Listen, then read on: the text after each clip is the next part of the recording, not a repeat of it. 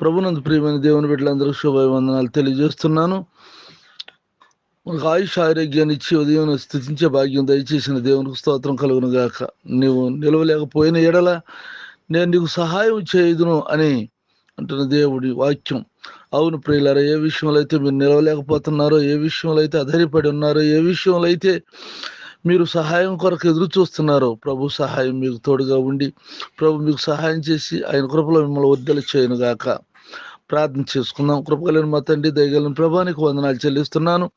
నీ బిడ్డలందరినీ దీవించి ఆశీర్వదించండి. ఇంట్లో నుండి బయటకు వెళ్తున్నా, బయట నుండి ఇంటికి వస్తున్నాయి, కాపుదల భద్రతలో ఉంచు. ఇడుగుని ఎడబాయిన దేవుడు అయిన నీవు వారికి సహాయం చేయండి నాయన.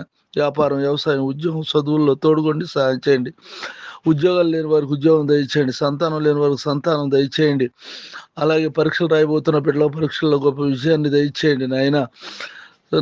అలాగే నా తండ్రి, నా తోటి సేవకులైనటువంటి వారు అందరినీ చేతులు ఎత్తుపట్టుకుని కాపాడి దీవించమని యేసుక్రీస్తు పరిశుద్ధ నామములో ప్రార్థించి వేడుకొంచున్నాము తండ్రి. Amen, amen, amen. తండ్రి అయిన దేవుని దయ, ప్రభువైన యేసుక్రీస్తు వారి కృప, పరిశుద్ధాత్మ సన్నిధి నిత్యం తోడై ఉండుగాక. ఆమెన్.